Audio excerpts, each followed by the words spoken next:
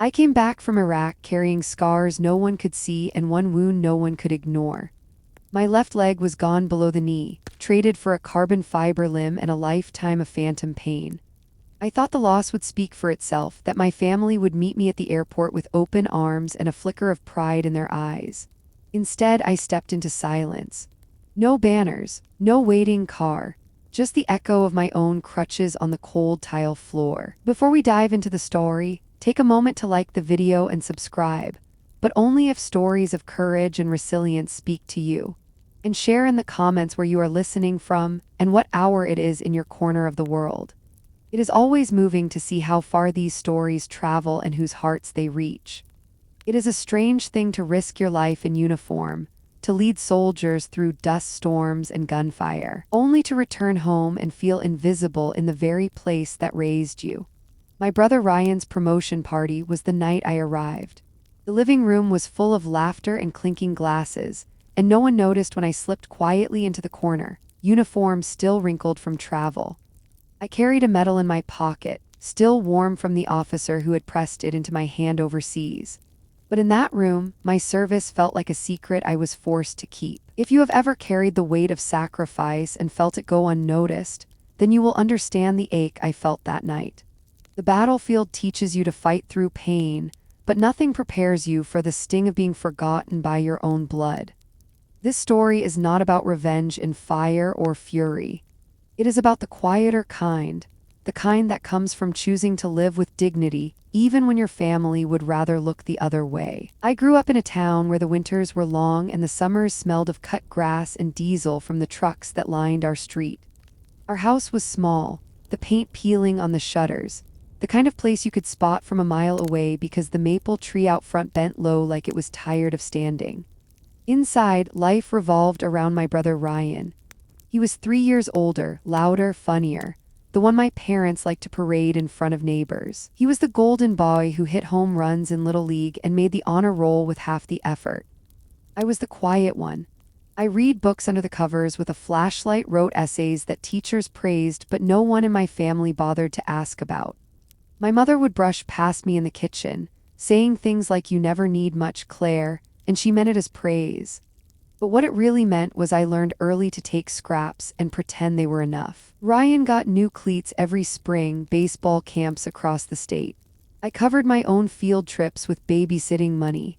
There is one memory that clings like burrs on wool. I was 10 when I fell from the maple tree in our front yard. The branch cracked, I hit the ground, and the pain was white hot, sharp enough to take my breath.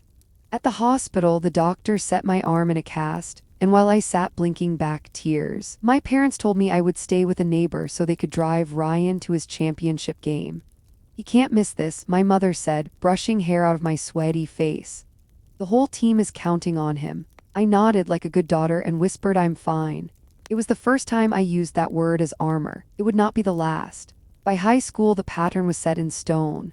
Ryan was the star and I was the shadow. I played clarinet in the band, earned straight A's. But my parents never came to a single concert. They were always driving Ryan to practice or sitting in bleachers cheering his name. The night I won a statewide essay contest, I saw my father checking his watch before my name was even called. We left early so Ryan could rest for a tournament. I folded the certificate into my backpack, cheeks burning with the question I was too ashamed to ask. Why was I never enough? College was my first taste of freedom. I earned a scholarship, my ticket out. My parents didn't celebrate. My father only asked if it would cost them anything since Ryan was already in a private university that stretched their finances. I smiled, told him no, I had it covered. I always had it covered. But inside I carried the same hope I had since childhood, that maybe if I pushed far enough they would finally see me. When recruiters came to campus, uniforms sharp under the fluorescent lights, I felt something stir. Service, honor, a chance to be part of something bigger than myself. Maybe I thought they would be proud if I wore the flag on my shoulder. Basic training was brutal. The drill sergeants barked until their voices cracked. Miles ran until my lungs burned, push-ups until my arms gave out.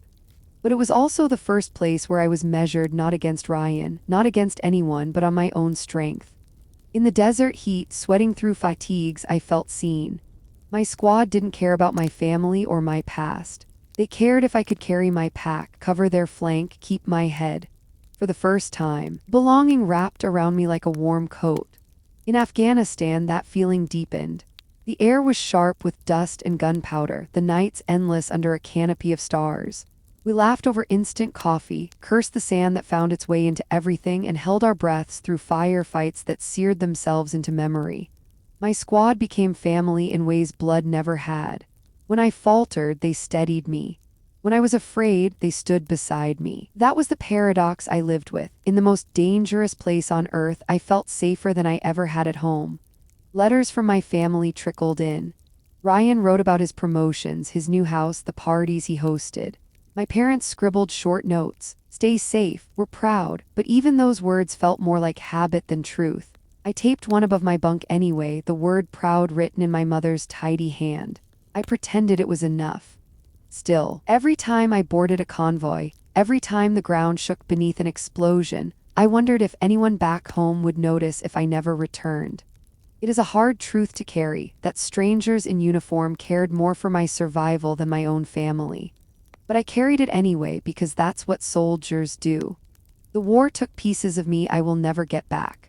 My leg was the most visible, torn away in an instant of fire and metal. But what I lost in silence was just as heavy. When I came home, limping through baggage claim with a prosthetic that rubbed my skin raw, I thought maybe things would change. Maybe the sight of me, altered but alive, would shake something in them. Maybe finally I would be enough. Instead, I walked into Ryan's promotion party. Music thumped, laughter spilled from the kitchen, glasses clinked. No one looked twice at me as I slipped through the door. My uniform was still wrinkled from travel, metal heavy in my pocket. I stood in the corner, watching my family beam at Ryan, their golden boy, while I faded into the wallpaper.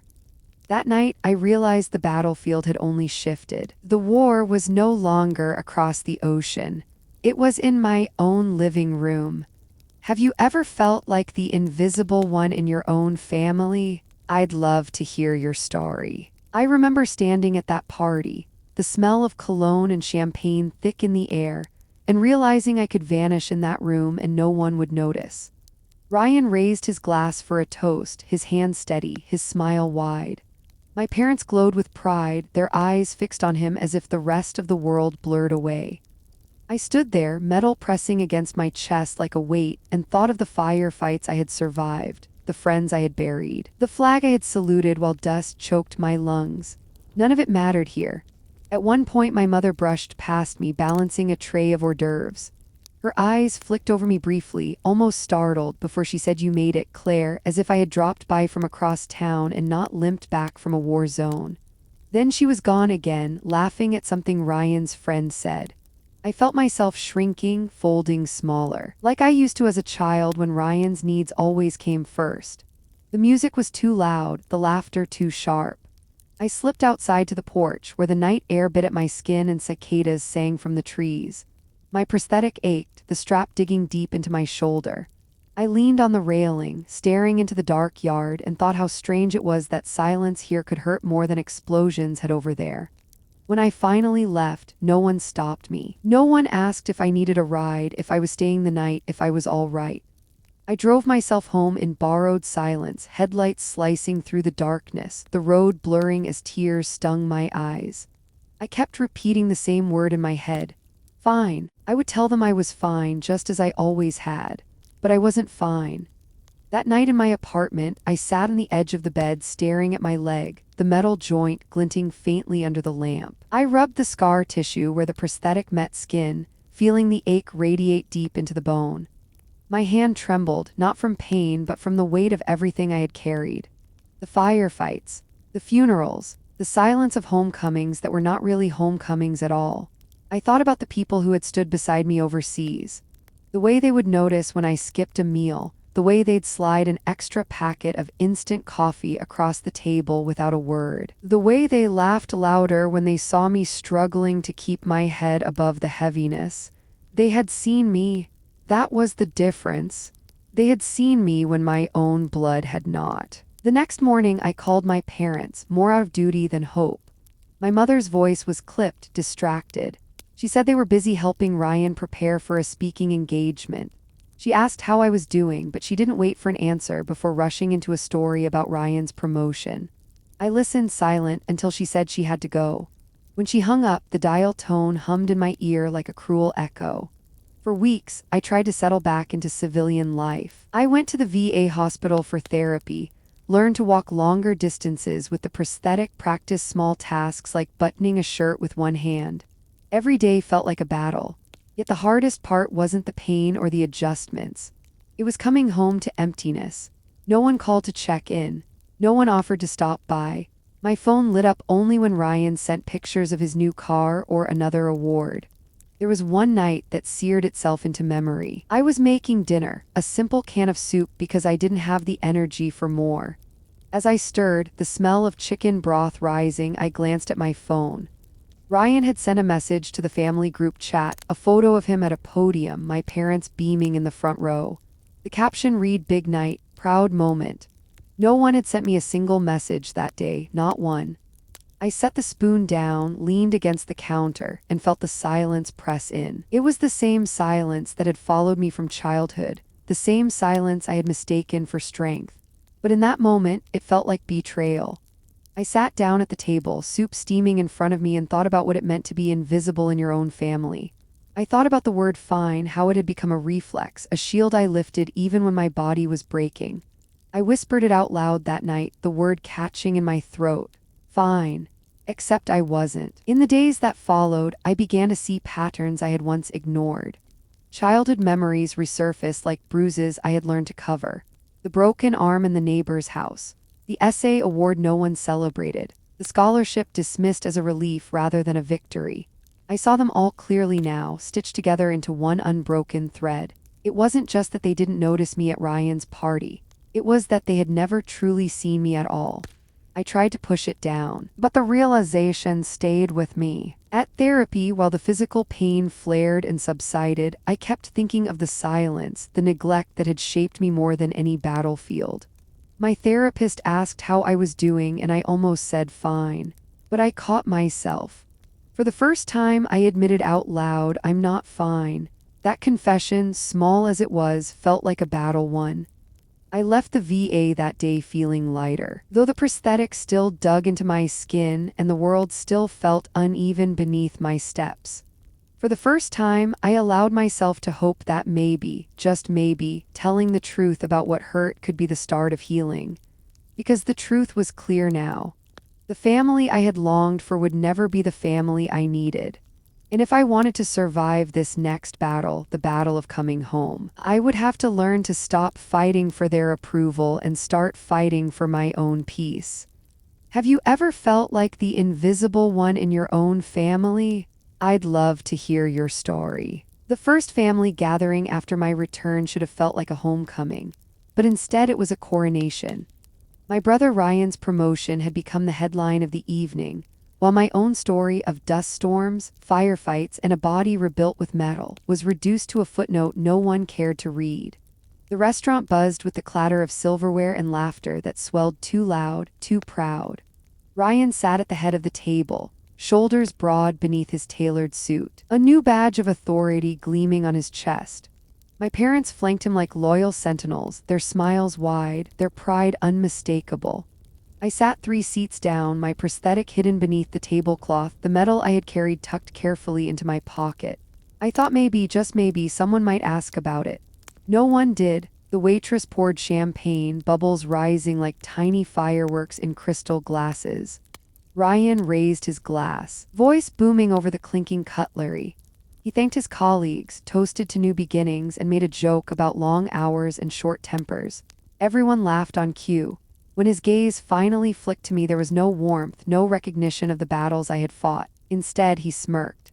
"At least Claire knows discipline," he said, his voice smooth but edged with mockery. "She doesn't whine like some of my employees. You know, maybe I should have her run a workshop at the office." The table erupted in laughter. My parents doubled over, my father slapping the table so hard the glasses rattled. My mother dabbed at her eyes with a napkin, chuckling like it was the cleverest line she'd ever heard. Heat rushed to my face. My throat tightened as the laughter spilled over me like a wave meant to drown me.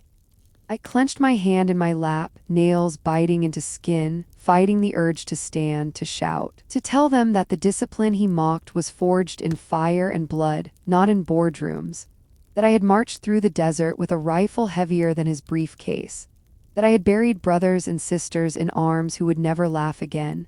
But the words stuck, trapped behind my teeth.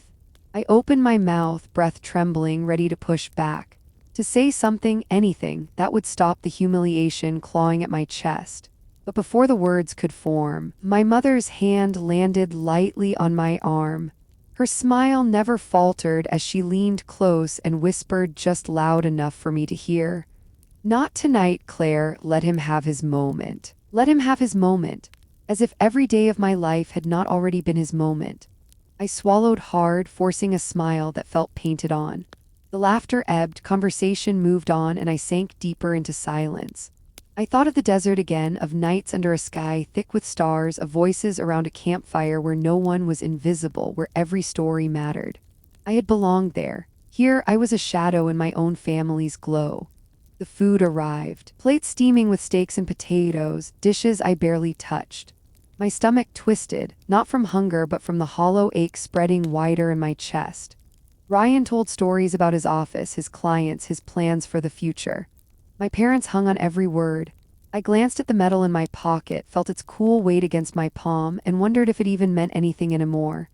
The night dragged on, each laugh, each toast driving the nail deeper. By the time dessert arrived, I had stopped trying to pretend. I excused myself quietly, slipped from the table, and walked into the night. The air outside was sharp with winter, each breath cutting my throat like glass. My prosthetic ached with every step, but it was nothing compared to the wound in my chest. I leaned against the brick wall of the restaurant, head tilted back, watching the pale glow of the streetlights blur through unshed tears. I thought of the firefights again, of how I had stared down danger and survived. Yet here, in the safety of home, I felt smaller, weaker, like a ghost drifting through a story that no one wanted to read. What would you have done if it were you? Stay silent or speak up. The night air clung to my skin, crisp and unforgiving, as I leaned against the brick wall outside the restaurant. Behind me, muffled laughter drifted through the glass windows, the sound of forks tapping plates, champagne corks popping. My family was still inside, celebrating Ryan as if he had won a war. I stared at the pavement beneath my boots, my breath ghosting in the cold, and wondered if they had even noticed I was gone. The metal in my pocket pressed against my thigh, sharp and unyielding, as if to remind me that my worth was real, even if they refused to see it. I pulled it out, turning it over in my palm. Under the dim streetlight, the ribbon glowed faintly, the metal catching the light. I remembered the moment it was pinned to my uniform, the hands that trembled slightly with respect as they fastened it. My commanding officer had looked me in the eye and said, "You earned this. Every drop of sweat, every scar, every moment you chose courage over fear, we honor you." That memory should have lifted me. Instead, it cut deeper because it proved what I already knew. Strangers had honored me. My own blood could not. I slipped the metal back into my pocket, straightened, and forced myself to walk to my car. The prosthetic tugged against my shoulder with each step, the harness biting into skin that had not yet fully healed. My body ached, but the ache inside was worse. I slid into the driver's seat, gripped the steering wheel with my right hand, and sat there for a long time, staring through the windshield at nothing. The drive home blurred. Streetlights streaked past like silent witnesses. My mind was loud with echoes, Ryan's smirk, my mother's hand pressing me into silence, my father's booming laugh. It felt like the universe was conspiring to remind me that no matter how far I had gone, no matter what battles I had fought, here I was still the forgotten one, the shadow child, the afterthought. When I finally stepped through my front door, the silence of my small house wrapped around me like a shroud. No warmth, no welcome. Just the hum of the refrigerator and the faint tick of the clock on the wall. I dropped my keys on the counter, the clatter too loud in the empty space, and sank onto the couch. My prosthetic ached, so I unbuckled it, setting it beside me. Without it, my sleeve hung limp, fabric folding where my arm should have been. I stared at it, at the absence that had become my constant companion, and felt the weight of every moment I had hoped tonight would be different. I had rehearsed it in my mind so many times. Maybe Ryan would raise a glass for me. Maybe my father would clap me on the back. Maybe my mother would tell me she was proud. Maybe they would ask about my service, about the friends I had lost, about the strength it had taken to come home in one piece, or almost one piece. But none of that had happened. Instead, I had been reduced to a punchline.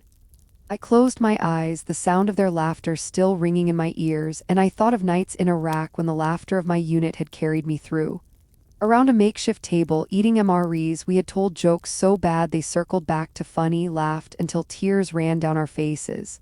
There in that desert, I had been seen, respected, needed, and now, sitting in my own home, I felt more alone than I had ever felt overseas. I reached for my phone, scrolling through old messages from the women and men I had served beside. A photo popped up, a snapshot of us crouched in the sand, dust on our faces, grins wide despite exhaustion. I traced their faces with my finger, whispering their names like a prayer. They had been my family when my real one had chosen not to be. Tears stung my eyes, but I blinked them back. Crying wouldn't change the truth. What cut the deepest wasn't just the neglect, it was the mockery.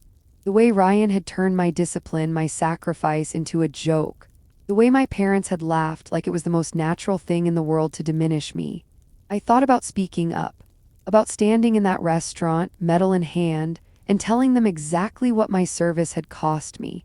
Telling them about the friends buried in desert soil, about the nights I had stitched up wounds with shaking hands, about the deafening silence after explosions when I wasn't sure if I would ever breathe again. But I hadn't, and that silence burned worse than their laughter. Sleep eluded me that night. I lay in bed, staring at the ceiling, every memory crashing into the next. Childhood moments resurfaced with brutal clarity. The time I broke my wrist falling from the swing set, and my mother left me at urgent care so she wouldn't miss Ryan's baseball game. The nights I sat alone at the kitchen table, finishing homework by lamplight, while the rest of the family cheered at his tournaments. The essay contest I had won, the certificate tucked quietly in my drawer because no one had cared enough to celebrate. The pattern was undeniable. I had been invisible long before the uniform, long before the desert, long before the medal. Iraq hadn't created this pain. It had only sharpened it. By dawn, exhaustion pulled me under, restless and shallow. When I woke hours later, the house was silent except for the buzz of my phone. A message from Ryan lit the screen. "Sorry if I embarrassed you last night. Don't be so sensitive. You know it was just a joke. Just a joke." The words sliced through me. My life, my scars, my discipline, all reduced to the punchline of his story. And yet I could hear my mother's voice echoing, "Let him have his moment." I set the phone down, staring at the ceiling, and realized something that left me cold. For years, I had told myself that one day they would see me. That if I worked harder, achieved more, sacrificed enough, they would finally look at me with pride. But maybe that day would never come. Maybe the only victory left to claim was my own silence breaking. Because silence, I was beginning to understand, was not always strength. Sometimes it was surrender. And I was tired of surrendering. What would you have done if it were you? Stay silent or speak up? The fluorescent lights in the rehabilitation center never dimmed. They hung above me like a row of moons, harsh and merciless, pouring down light that made everything in the room look too sharp, too sterile. The smell of antiseptic lingered, blending with sweat and faint traces of old leather from the weight benches. Every time I walked into that room, it felt less like therapy and more like a battlefield disguised in white paint and linoleum floors. I sat strapped into the machine in the corner, my body leaning forward against the cold metal frame. The resistance bands attached to my harness pulled at the stump of my left shoulder, and every movement sent a jagged ripple of fire through my muscles. My prosthetic arm was clipped off today. It rested in the bag at my feet, silent, like a useless reminder that no matter how many straps or sockets they gave me, nothing would ever feel whole again. "Steady, Claire," my therapist said. His voice was gentle but firm, the way you talk to a child learning to ride a bike. He thought encouragement would keep me moving. He didn't know that encouragement had stopped working on me years ago. I pulled the band forward, my right arm trembling, my shoulder screaming, my lungs sucking in air like I had just sprinted across the desert in full gear. Sweat slid down the side of my face, tickling before it stung my eye. I blinked hard, refusing to let the tears fall. Not from pain, not here, not in front of anyone. The therapist leaned closer. Do you want to take a break? The word almost left my mouth automatically. Fine, that lie had carried me across continents, across battlefields, across decades of neglect. It had been the shield I raised whenever someone asked if I was hurting. But I was not fine. I hadn't been fine since long before the war. And today, the truth pressed so hard against my ribs I thought it might break free. No, I whispered instead, gritting my teeth. One more. I braced my feet, pulled the band again, my vision tunneling. I felt my body betray me before my mind understood. My knees buckled, the machine slipped from focus, and the floor tilted up. The world spun in violent circles. I heard my therapist shout my name, his voice echoing as if down a long tunnel. My stomach lurched. My skin went clammy, and then blackness swept me under like a wave I couldn't fight. When I opened my eyes again, the lights were still there, still harsh and relentless, but the beeping around me told me I was no longer in the therapy room. A hospital bed cradled me, and Roman 4 lines snaking into my arm, monitors tracing the rhythm of my heartbeat. My throat was dry, my chest tight, and for a long moment I couldn't remember how I had gotten there. You fainted, a nurse said softly when she noticed my eyes open. She adjusted the Roman 4, her hands steady and kind. Exhaustion, dehydration, nothing permanent, but your body is asking for rest, Claire, you need to listen. Rest, the word echoed like an accusation. Rest had always been dangerous for me. Rest meant stillness. Stillness meant hearing the silence, feeling the weight of what was missing. It was easier to run, to push, to fight against exhaustion until my body collapsed. In the desert, you couldn't afford rest. Rest got people killed, and now even home, rest felt like surrender. I turned my head slowly, painfully. My phone lay on the tray beside the bed, its screen lighting up with a new notification. My right hand reached trembling and pulled it closer. Ryan's face filled the screen. My brother, suited up, polished like a politician in training, shaking hands with a man I didn't recognize. Behind them was a backdrop with a corporate logo, the kind you see at business conferences or charity galas. The caption beneath his post read, "Family success story. Hard work, discipline, perseverance run in our blood. Proud to represent the Johnson legacy." For a moment I just stared, unable to breathe. Family success story. The words punched me harder than any blow I had ever taken in combat. My stomach knotted, my chest ached, and I felt the heat of humiliation crawl up my neck. I scrolled down. Comments flooded beneath his post. "Congratulations, Ryan, you're such an inspiration. You are the pride of your family, a true American example." And then I saw them, my parents. "So proud of you, son," my mother had written. "You carry our family forward." Carry, that word cut deeper than any IED blast, because I remembered exactly what it meant to carry. I was back in Iraq, the smell of diesel thick in the air, dust burning in my lungs. I heard the convoy rattling over uneven roads, felt the tension in my chest that came from knowing every shadow could hold danger. Then came the roar, deafening and merciless. The explosion lifted the world and slammed it down again, filling the air with smoke and screams. I remember dragging Corporal Harris across jagged gravel, his blood soaking my sleeves, my muscles straining as I pulled him toward the Humvee. My ears rang, my shoulder burned, and I thought I might collapse under his weight, but I carried him. Because that is what family does when it matters. The memory dissolved, and I was back in the hospital bed, Ryan's photo still glowing. He stood there in his perfect suit, claiming discipline and perseverance, claiming to carry a legacy that had never been his to bear. "You may be the success story, Ryan," I whispered into the sterile air, my voice low, steady. But I carried more than contracts, I carried lives. The words felt raw, jagged, but they settled inside me with a weight that was not shame but truth. For years, I had let silence replace honesty. I had let my family's narrative stand unchallenged. I had smiled through their dismissals, swallowed their indifference, told myself that silence was strength. But lying in that bed, watching Ryan take the credit for words he had never earned, I realized silence had never been strength. It had been surrender. And I was done surrendering.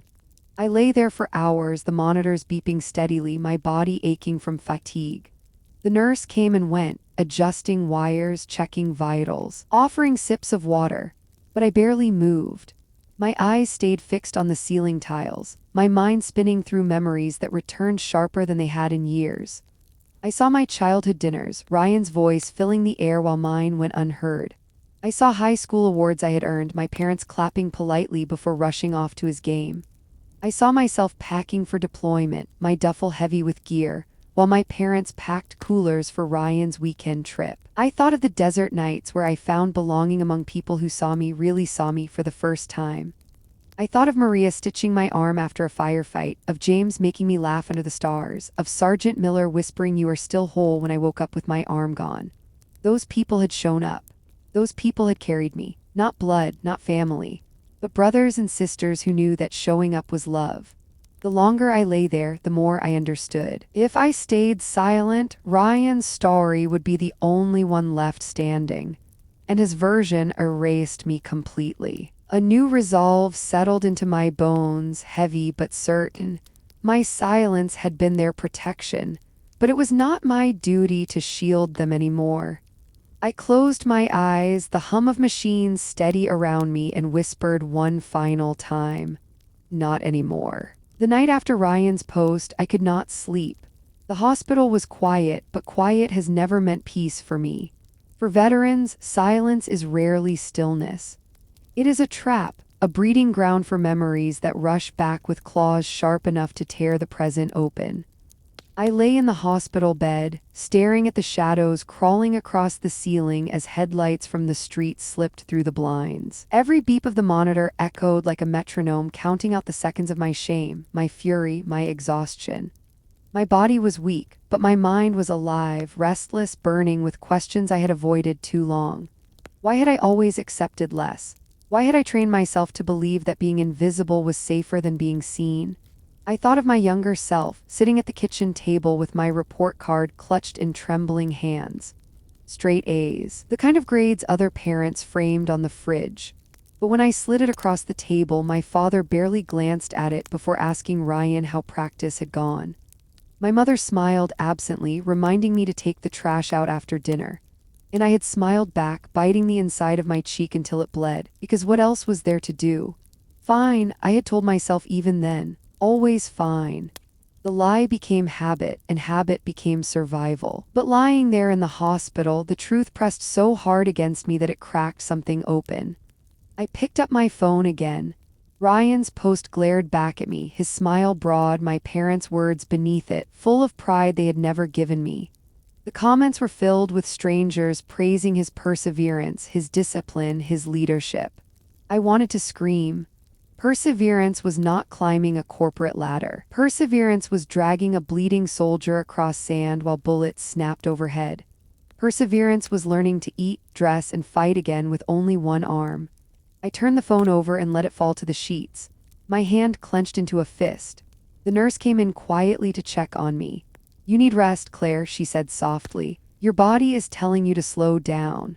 I almost laughed. Rest? How do you rest when your entire life has been a war, both overseas and at home? I did not tell her that. Instead, I just nodded. She gave me a sympathetic smile before leaving the room. The silence that followed was heavier than before, but instead of suffocating me, it began to clarify something. For the first time, I could hear my own voice beneath it. I remembered Sergeant Miller's words the night I broke down in the desert, convinced I could not survive another day without my arm.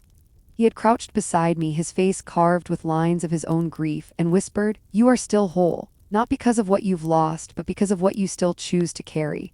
At the time, I thought he meant endurance. Now I understood he meant truth. I had carried silence for too long. I had carried their shame, their indifference, their cruelty disguised as neglect. And every time I stayed silent, I let them define me as less. No more. The decision rose in me like fire catching dry brush. I did not know what speaking out would look like yet. I only knew that I could no longer let my story be erased while Ryan's version was praised as gospel.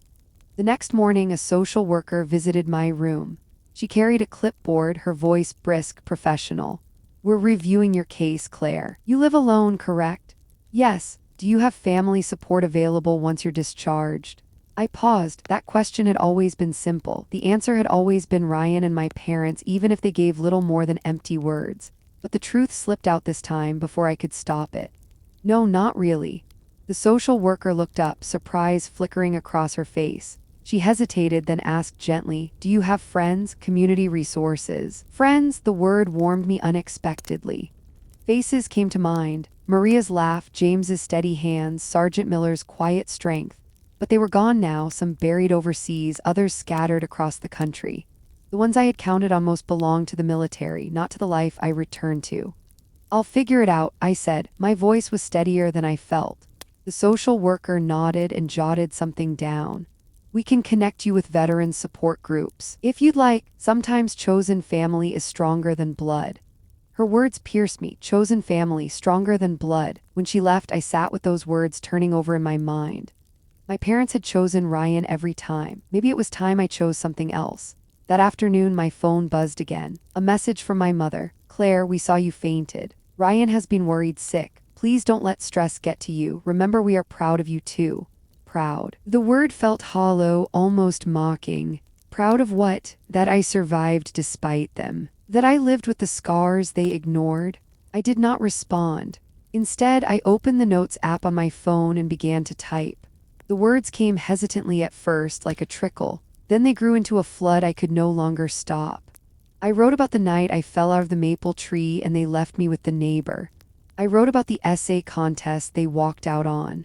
I wrote about graduation, about my wedding, about the day I boarded a plane to Iraq with no fanfare while they packed snacks for Ryan's road trip. I wrote about the blast that took my arm and the call home where my mother asked if the army would still pay me. By the time I stopped, the screen was full. My throat ached, my chest burned, but for the first time in years I felt lighter. The truth had weight, but silence had been heavier. That night sleep finally came, but it was not restful.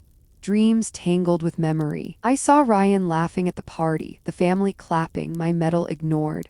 I saw Harris bleeding in the sand, his eyes pleading, my hands shaking as I carried him. I saw my mother's message glowing on my screen.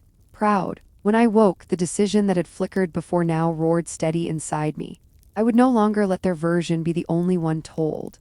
I reached for my phone again, opened the notes I had written, and whispered aloud to myself, "This is my story, and I'm going to tell you." The words echoed in the quiet room, not as a question, but as a promise. The morning sun spilled through the blinds like liquid gold, and for the first time in weeks, maybe months, I did not flinch at the light. My body was still weak, stitched together by exhaustion and pain, but inside me something had shifted.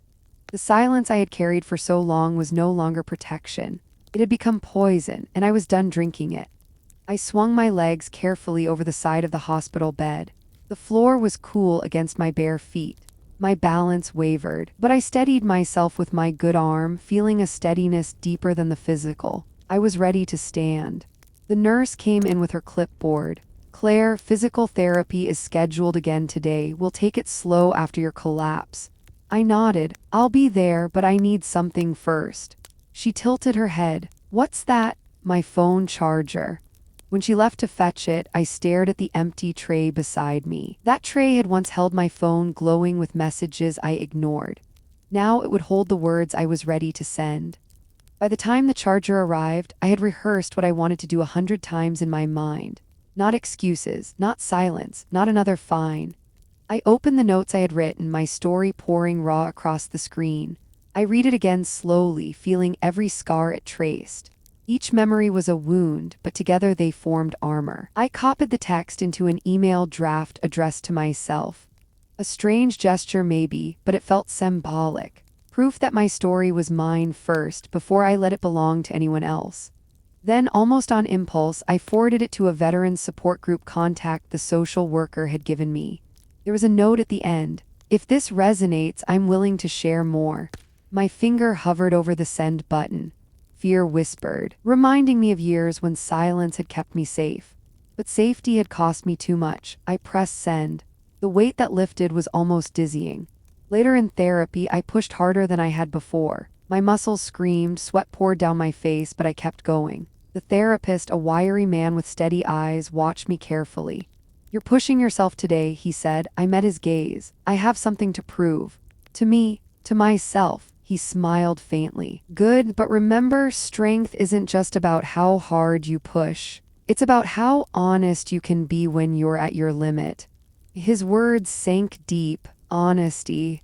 I had lived without it too long. That night, back in my hospital room, my phone buzzed with a reply.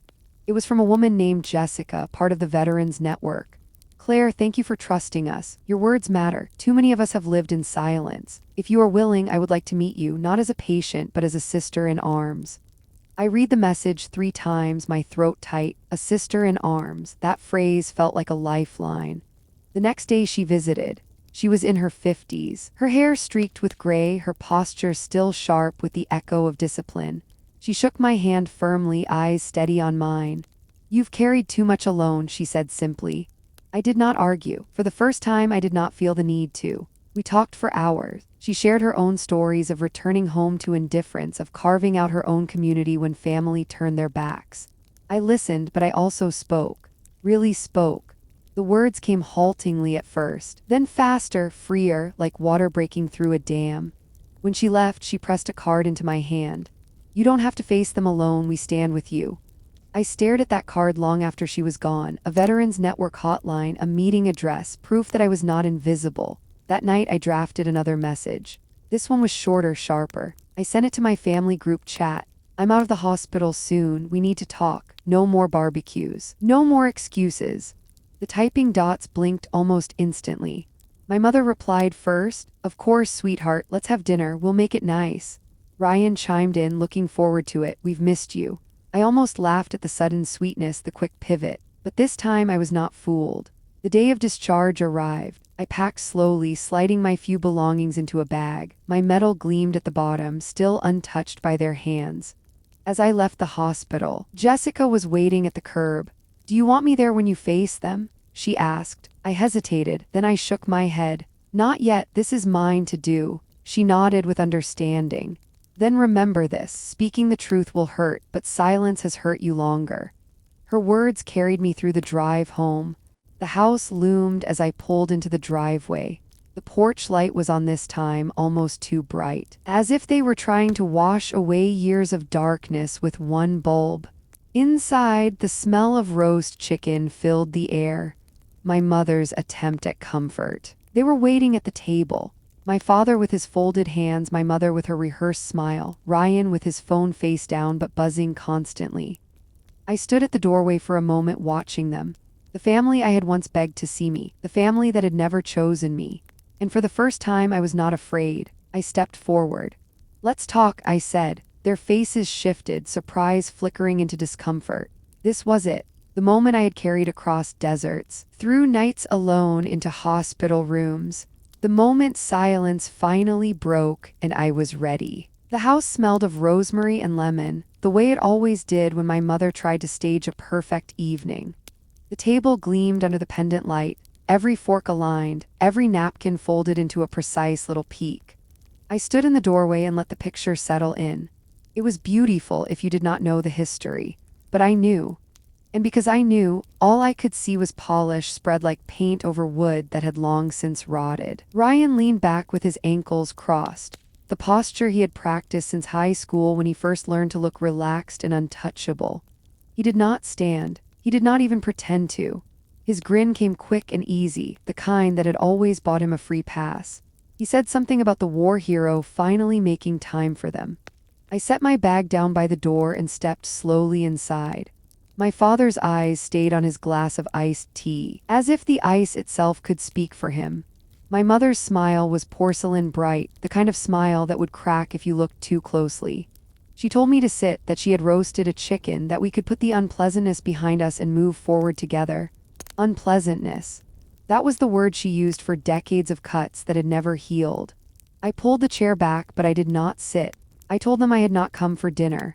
I had come for the truth. For a moment the room froze. My voice was calm, steady, the same way it had been on patrol when the air went too still to be safe. I let my hand rest on the back of the chair and said I had been quiet long enough. My mother rushed to say they had supported me in their own way. I answered that support was measured not by intentions but by actions. I opened the folder I had brought. Inside were a copy of my citation, a photo of my unit standing ankle-deep in dust, and the small velvet case that held the medal no one in this house had ever asked to see.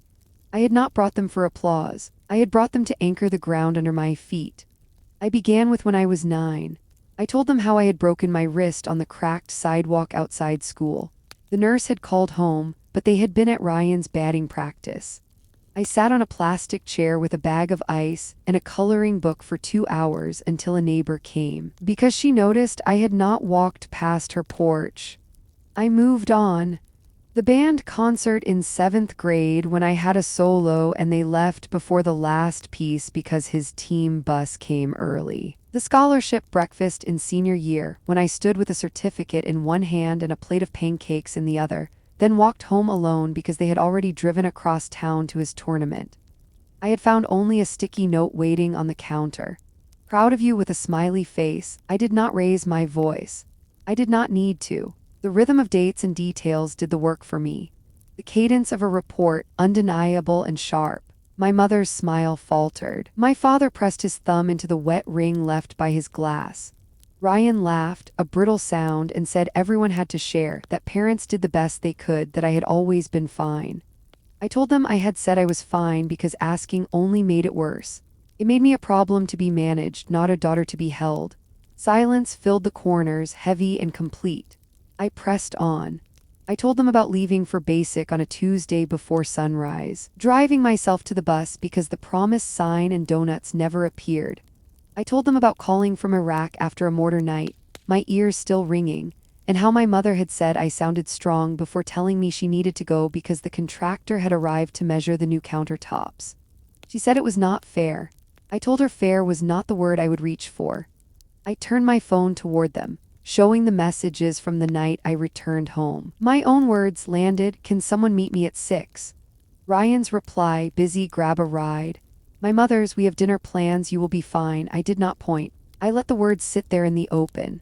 My father tried to claim they had not known I was exhausted. I asked if they had asked. He folded his napkin tighter and tighter until it was a small square trembling in his hands. Ryan accused me of being theatrical, of bringing up old wounds, of remembering wrong. I told him to help me remember right. To name one single moment when they had shown up, he could not. My mother adjusted the chicken knife so its handle was perfectly straight. Order was her comfort when truth was not. She said they were here now. I told her they were here only because I had asked, not because they had come on their own. Ryan snapped that I thought the world owed me because I had worn a uniform. I told him the world owed me nothing, but family owed presence, the smallest effort. The truth. My father murmured that things were complicated. I said things were always complicated. That was why people mattered. You moved everything else to make room for them. My mother said they had raised me to be strong. I told her they had left me no other choice. I laid the photo of my unit in the center of the table. I told them those men and women had shown me what family meant. You never left anyone behind. You checked the quiet ones first. You made sure no one carried more than they could bear. That was the definition of home I had carried back with me. And it was not the one I found here. They tried again. They said they would try harder. I told them trying happened before the break, not after. What they could do now was listen, not defend, not rewrite. Listen. I sat finally, not as a guest, but as someone who belonged. I told them I would no longer shield them from the consequences of who they had been. I would not lie to neighbors, or smile under Ryan's success posts, or soften my intensity to make them comfortable. I would not shrink. My father set down the folded napkin, a small surrender. My mother's tears hovered but did not fall. Ryan scraped his chair back loud, wanting the noise to claim the moment. He walked out instead. The silence that followed was not heavy, it was clean.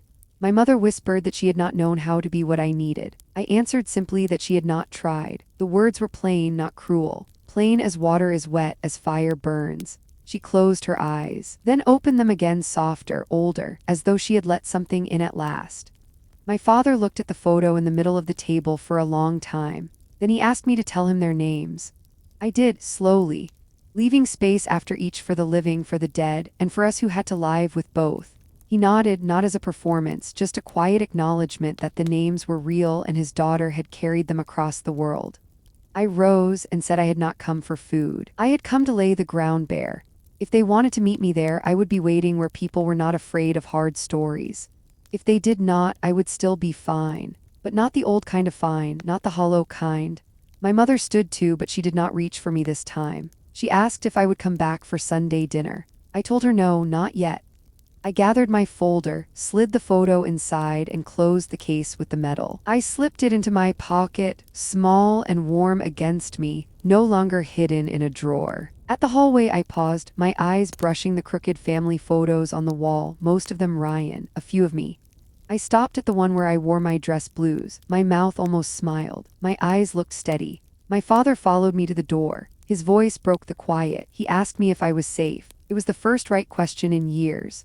It knocked something loose inside me and set it down again in a better place. I told him tonight I was.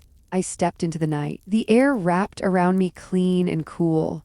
The sky was the deep blue that comes just after sunset when streetlights glow and the smell of cut grass carries down the block. My pulse slowed, my jaw unclenched. For the first time in years, I felt the weight of my own bones belong only to me. I walked on. When I left my parents' house that night, the air outside felt like a kind of baptism. Cool, cleansing. The rosemary and lemon smell clung to my hair and my jacket, a reminder of the kitchen I had just left, but the night carried its own sharpness. I walked down the block with my hands in my pockets, the metal case pressing against my thigh with every step. It was small and heavy, like a stone that had finally rolled out of someone else's hands and landed in mine. I thought the silence would feel like freedom. But as soon as the porch lights faded behind me, the weight of everything I had said began to press against my ribs. My heart had been hammering while I spoke, but afterward came the ache, the hollow ringing of words too long held back. There was no undoing it now. I had laid the truth bare, and whether they chose to meet me there or not, I would have to live with the aftermath. That night I drove home with the windows cracked, letting the air rush in. My phone buzzed twice in the passenger seat. I did not look. I was not ready to see whatever came from that house. Maybe a text full of anger, maybe silence. Both had their own kind of sting. I let the phone buzz itself still. At home, the walls felt thinner than usual. My small apartment was clean but spare, the kind of place you rented when you were not sure how long you would stay. A few pictures on the shelf. My boots lined by the door. A single chair angled toward the window where the city lights blinked like distant outposts. I dropped the folder on the table, set the metal down beside it, and poured myself a glass of water. I held it with both hands, steadying myself, because part of me felt like I had just walked off a battlefield. The days that followed were quiet, at least on the surface. My mother sent a single message the next morning. We should not have let things get so heated. You know we love you. I stared at the words. Love, that word so easy for her to type, so rarely backed by the steady work of showing up. I typed no reply. Ryan posted a photo on social media of his new office chair with the caption, "Earned it." Comments flooded in from colleagues, congratulating him, telling him he deserved every bit of his success. I scrolled once, then shut the app. Let him have his audience. My truth did not live there, but my father. He called 2 nights later. His voice was awkward, halting, as though he had to move each word through mud before it reached me. He asked if I had eaten. He asked if I was safe. He did not apologize, but he asked. That, in its small way, mattered. The loneliness, though, was real. There is a particular kind of solitude that comes after speaking the truth. It is not like the solitude of a long patrol or a hospital room at midnight. It is sharper because it is chosen. You cut yourself free from the illusion of belonging, and for a while the wound gapes before it begins to heal. It was the people outside my bloodline who noticed first. A neighbor knocked on my door with a plate of cookies. She said she had heard my car pull in late and thought I might not have had dinner. It was a small thing, but I felt the kindness land heavier than any family text. At the grocery store, the cashier asked if I was doing all right when she saw me wincing as I shifted the bags. I told her I was fine, but her eyes lingered, full of concern, and I realized I had been more seen in that moment than in an entire childhood of family dinners. Then came the letter. It was slipped under my door one evening, folded twice, written in neat but wobbly handwriting. Dear Miss Claire, it began, you do not know me very well. I live across the street in the house with the red shutters.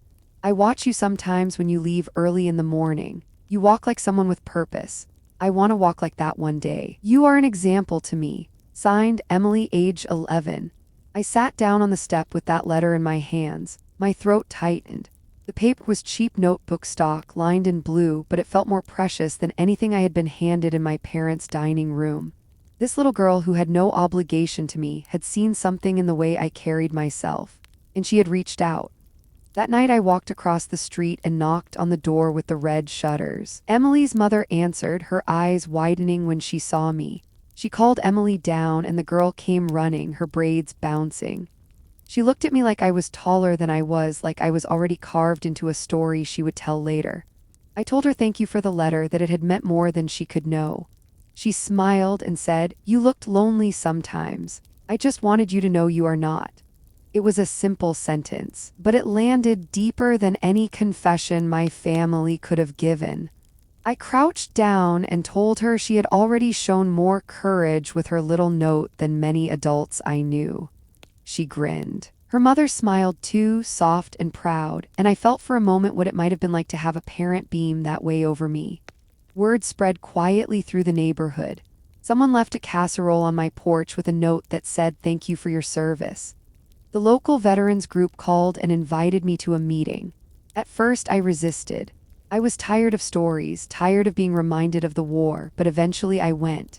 And there, sitting in a circle of folding chairs with people who carried their own invisible scars, I felt another kind of family forming around me. They nodded when I spoke. They did not flinch at silence. They knew the weight of carrying too much.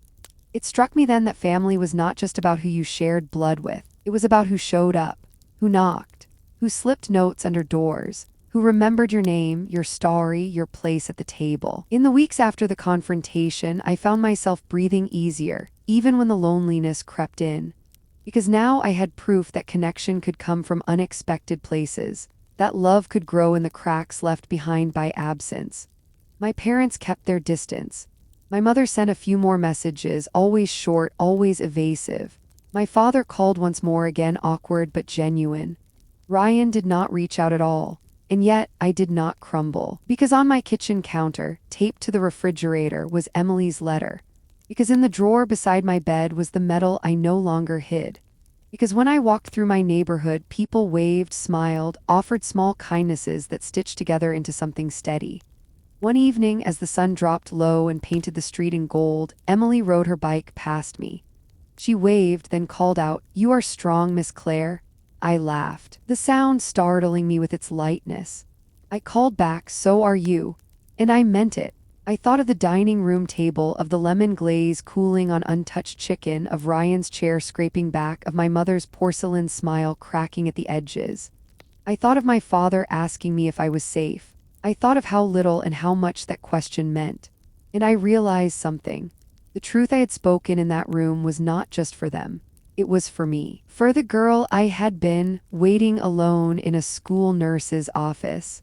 For the soldier I had been, calling across the ocean after a night of mortars. For the woman I was now, standing steady in her own apartment, no longer begging her family to see her.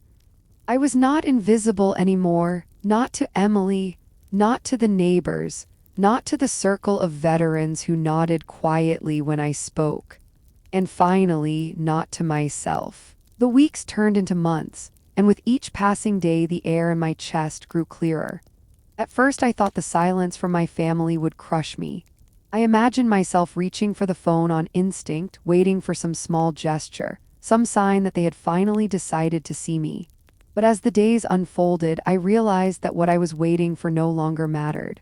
The phone stayed quiet and I stayed standing. It was the others who filled the space. The veterans' circle became a steady rhythm in my life.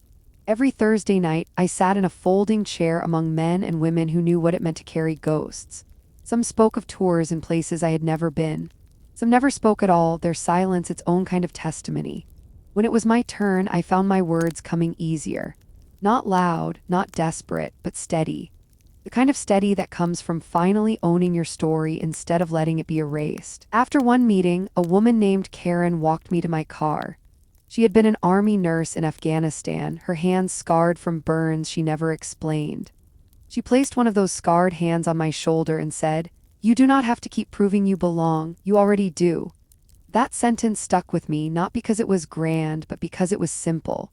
For years, I had lived as if family was a door I had to keep knocking on. Karen reminded me that belonging could be a place you simply stood. At home, I taped Emily's letter to the refrigerator so it would be the first thing I saw each morning. The ink was smudged at one corner where my thumb had pressed it too often, tracing the words, "You are an example to me." I realized that while my family had failed to recognize the life I carried back from war, an 11-year-old girl had seen it in the way I walked across the street. That mattered more than any medal gathering dust in a drawer. There were still hard nights. Nights when the quiet pressed too close, when the echoes of what was unsaid at the dining room table rang louder than mortars ever had. On those nights, I would lace my shoes and walk the block. Sometimes Emily waved from her window. Sometimes a neighbor's dog barked as if reminding me the world kept moving.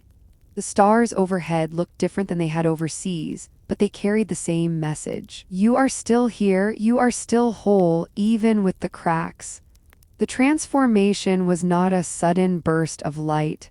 It was gradual, like dawn bleeding into the horizon. One morning I caught my reflection in the mirror and realized my shoulders had lowered. I was no longer braced for the next dismissal, the next laugh at my expense. I stood taller, not because anyone told me to, but because the ground beneath me felt solid. Then came a moment that sealed it. The local high school invited me to speak at their Veterans Day assembly. At first, I hesitated. The idea of standing on a stage, of having hundreds of eyes on me, pulled me back to the fear of exposure. But something inside urged me forward. Not for applause, not for recognition, but for the chance to tell the truth in a way that might plant seeds in younger hearts. That morning, as I stood backstage, my palms sweated and my chest ached with nerves. Then I saw Emily in the front row, her legs swinging off the bleacher, her braid tied with a red ribbon. She waved, a small wave just for me. I breathed deep, stepped onto the stage, and began. I did not tell them about medals or battles. I told them about silence, about what it feels like to come home to a house that does not recognize your weight, about learning that sometimes the family you are born into is not the one that saves you. I told them about strangers who step in, about neighbors with casseroles, about little girls with letters that say more than whole dinners full of polite smiles. I ended with this: courage is not only in the noise of battle.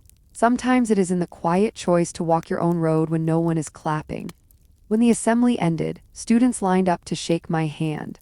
A boy with acne and shaking fingers whispered that his brother was overseas and he missed him every day. A girl told me her mom worked 2 jobs and still showed up at every soccer game, and she wanted me to know she understood what showing up meant. Their words braided with mine, making a rope strong enough to pull me further out of the shadows. That evening, back at home, I stood at my window with a cup of tea. The streetlights glowed soft, and I watched Emily ride her bike in lazy circles under one of them. She looked up and shouted, "You did great today." I laughed, warm and surprised. For the first time in a long time, I felt not just like a survivor, but like a teacher, a bearer of something worth passing on. The shift inside me was complete. I no longer carried the expectation that my family would redeem themselves with sudden clarity. I no longer measured my worth against their applause. Instead, I carried forward the truth that had once weighed me down, now lighter because I had spoken it. One night, as the sun slid behind the rooftops and the air turned crisp, I walked to the edge of the neighborhood where a small park stretched open. I sat on a bench, listening to the wind move through the trees. The quiet was not empty anymore. It was full of the people who had chosen to show up. Karen with her scarred hands, Emily with her brave letter, the veterans who nodded without needing every detail. I closed my eyes and saw the dining room again, the lemon glaze cooling, Ryan's chair scraping back, my mother's porcelain smile cracking, my father's voice asking at last, "Are you safe?" I realized that in some strange way, even that question had been a gift, because it reminded me that the real victory was not in changing them, but in changing me. I whispered into the dusk, "I am safe. I am strong, and I am not invisible anymore." The words did not echo. They settled into the air around me like seeds into soil. Someday they would bloom in someone else's heart, maybe in Emily's, maybe in a stranger's who heard my story. That was enough. As I stood to leave, the sky deepened to indigo. The metal case pressed warm against my side, not as proof of honor denied, but as a compass pointing me forward. Family is who shows up, I thought. And tonight, I was part of that family, the family we build out of truth, kindness, and the courage to stand alone until others join. I walked home steady, each step lighter than the last. The chapter of silence had closed. A new one had begun. The lake was still when I reached it, the kind of stillness that makes you whisper even if you are alone. The surface caught the last of the light, streaks of orange and rose dissolving into blue. I stood at the edge with my hands in my pockets and let the quiet stretch. In my palm, folded small, was the note Emily had given me. The paper was soft at the corners from being opened and closed too often, but her words still shone like they had the first time. You are an example to me. I held it as if it were something more precious than any ribbon or medal I had carried. In truth, it was. It was not a mark of what the military had given me or what the world had recognized. It was a mark of what one heart could give another in the plainest way. That small letter was proof that someone had seen me without being told who I was supposed to be. The breeze shifted and brushed my hair across my cheek. Behind me the street lamps blinked on one by one, but I stayed facing the water. The reflection of the sky rippled with the smallest movement. It reminded me of all the battles I had thought required fire and fury, when in the end the quiet choices carried more weight. The choice to speak even when my voice shook. The choice to stand even when my knees wanted to bend. The choice to walk away from what broke me and lean toward what healed. I thought of my family, the silence that still stretched between us. For a long time I believed that gap defined me. Now I understood it was only one piece of my story. I had built something larger than their absence. I had found strength in my brothers and sisters in uniform, in neighbors who cared, in a little girl across the street who waved at me like I was a hero worth noticing. Family is not always blood. Family is the ones who show up. That truth had cost me dearly, but it had also set me free. The sun dipped lower, and for a moment the whole lake seemed to catch fire. The colors deepened, spilling across the surface like a banner raised for no one in particular, for anyone who dared to look. I pressed the folded paper to my chest and closed my eyes. The battles that mattered most were not written in after-action reports or carved into stone memorials. They lived in small moments. In the kindness of a stranger at a grocery line, in the patience of a friend who sat without demanding words, in the courage to keep walking into each new day, even when the weight of the past pressed hard. I drew in a long breath, letting the air fill the places where sorrow had lived too long. The grief was still there, but it no longer ruled me. What ruled me now was choice, and my choice was to live forward, to live honest, to live strong. As I turned to walk back, the folded letter safe in my pocket, I realized this was not about revenge at all. It had never been. It was about reclaiming myself from the silence that once defined me, about standing where the ground was solid, even if I had to stand alone, and about knowing I was never truly alone, not with the people who had chosen to see me. The night settled, calm and wide. For the first time in years, I felt light. Not because the scars had vanished, not because the pain had been erased, but because I had stopped waiting for those who would never arrive. I had learned that healing was not owed. It was built. I took one last look at the water, now dark and steady, and whispered the words that had carried me here. Courage is not noise. It is the strength to be true. And then I walked home. If this story spoke to you, please like, subscribe, and share. Every week on Military Revenge, we bring stories that honor courage, resilience, and the battles fought beyond the front lines.